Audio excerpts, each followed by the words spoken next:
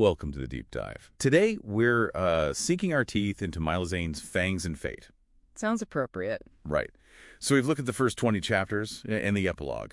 Our mission, basically, is to unpack Mia's sudden shift into vampirism. Yeah, and how she kind of stumbles into this hidden supernatural world, plus all the, mysteries cropping up around her. It happens fast. 1 minute, she's normal the next. Sunlight's an issue, and she's got this undeniable thirst. That speed, that absurdity, it really grabs you from the start. Okay, so let's get into that initial chaos. Her reaction. It's this mix of pure disbelief, but also some dark humor. Definitely. That vampire Barbie after a bar fight description is pretty spot on. It captures the vibe. And the first blood craving, aimed at Sarah, her best friend.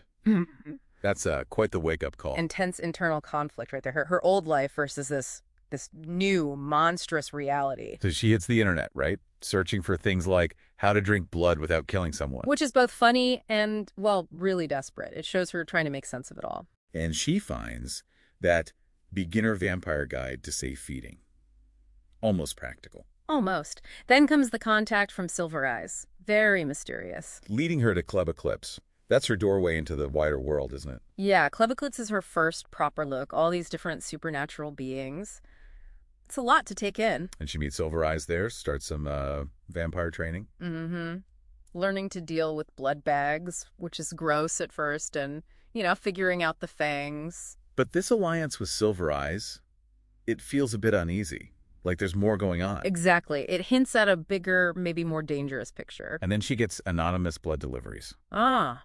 With a threatening note. Yeah, that ramps things up. Clearly someone's watching her. Her transformation didn't go unnoticed. This must make things really tough with Sarah, too. Trying to keep that friendship going. Oh, absolutely. It shows how deep the changes go, affecting her closest relationships. Then another threat, feeling watched, culminating in that practical field experience. That felt like a shift, meeting Genevieve there. You get a sense of the complex vampire society, the power plays. And then the second bell rings. Things feel urgent suddenly. That bell's a real catalyst. It leads to the big reveal about her background. Or bloodline, right. The House of Solace. Yeah, ancient warrior priests fought against something called the First Eclipse. Suddenly she's got this whole history. There's a blood ritual, visions of ancestors, hinting at some serious power inside her. Mm-hmm. And then meeting Oriel clarifies so much. Her mother's past. The threat of the Eclipse faction, a potential rift between realms, this sunstone talisman.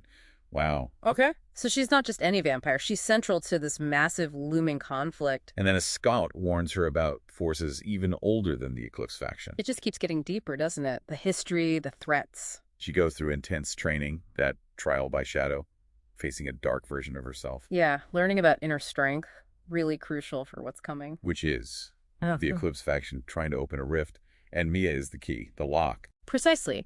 So her journey leads to the Forgotten Lands, to this direct confrontation. At the rift itself. Yeah. Big showdown. And she has to make a choice. A huge one. Using the Sunstone Talisman to destroy the rift. Averting catastrophe. It marks her complete journey, really, from accidental vamp to someone making these world-altering decisions. So you see this ordinary person finding extraordinary power and stepping up. It's quite the arc in just these chapters. Which really makes you think, doesn't it? What does it mean to inherit a legacy, especially one you knew nothing about? How would you handle it if suddenly you had this dangerous destiny dropped on you? Exploring those themes of identity, choice, hidden history.